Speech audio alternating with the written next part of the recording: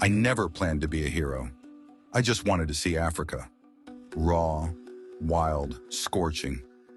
I was drawn to its untouched beauty, its unpredictability, its scent, its sand, its heat, and that ever-changing light. I was just an ordinary guy from Europe, tired of the office routine. I simply wanted to be closer to nature. But this trip changed me forever. Not because of the landscapes, not even because of the people. It all began with one lion cub, lying nearly lifeless in the dust of the savannah.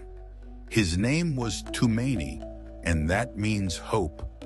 Maxim, 24 years old, slender, slightly sunburned, a camera slung over his shoulder.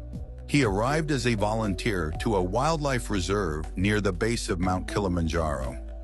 It was a youth program for those wanting to help with wildlife conservation.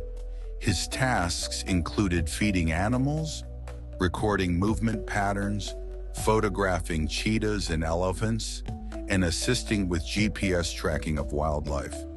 Maxime often felt like an outsider in this wild world. Other volunteers had experience. He only had passion. He longed to feel something real, and on his 5th day, he decided to stray from the group. It felt safe enough. He spotted a female giraffe bending to drink from a waterhole.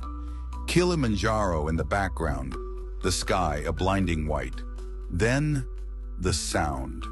Unlike anything he had heard before, not a roar, not a whimper, something sorrowful, like the voice of someone who had already given up. A cry laced with a rasp. Maxime froze. He pushed through the tall grass. His sneakers sank into the dry earth. The sun burned his back. And then he saw it. A small lion cub, dust-covered fur, ribs showing through thin skin. One paw oddly twisted, covered in wounds. Nearby, the remains of a carcass. It looked like the mother had died. The cub lay still, its eyes filled with fear. But there was still life in them. Maxime crouched beside him, pulled out his water bottle, offered it to the cub's muzzle. The cub trembled but took a few sips, then collapsed again. He sat beside it for 15 more minutes, watching the fragile rise and fall of its chest. Then he left. He didn't say anything to the other volunteers. He couldn't. Something held him back. Fear that they wouldn't believe him, or worse, that they'd forbid him from returning. The next morning, he went back. For 2 days, Maxime returned to the cub.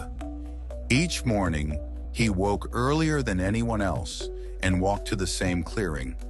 He brought water and small chunks of meat he secretly took from the camp kitchen. He gave the cub a name, Tumaini. At first, the cub only blinked. Then he began to respond with a faint twitch of his tail. Maxime sat beside him and told him stories about his childhood, about not fitting in, about his first love. He felt like he wasn't talking into the void, that someone was listening, that someone was there. On the 3rd day, Tumaini couldn't stand.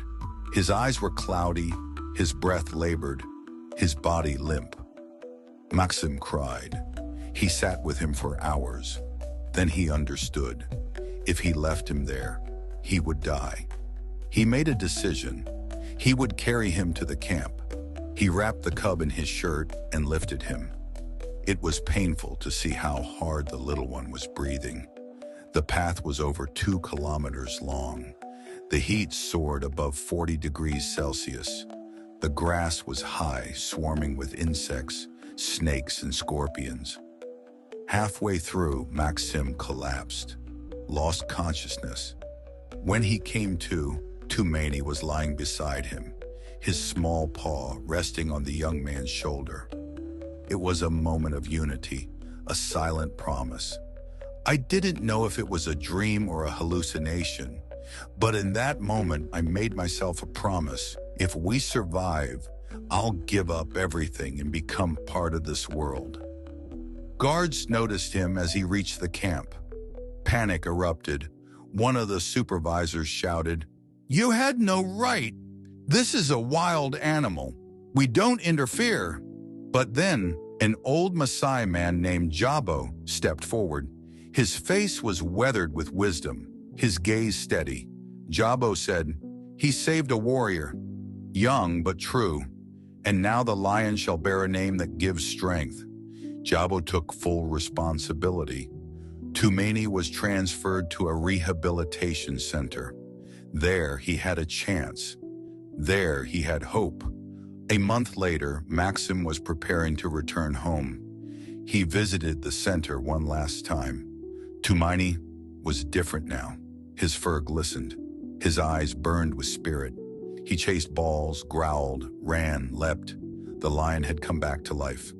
Maxim and Jabo sat under an acacia tree. They drank tea, silence, warmth, smoke curling from the fire. Jabo said, "You think you saved him, but maybe he saved you?" The camera rises. Tumaini stands on a hill. Behind him, the sun sets over the savannah, and the narrator's voice returns. Tumaini is not just a lion, he is a chance for the wild, for a human being, for a soul. And each of us has our own Tumaini. We just have to hear his voice.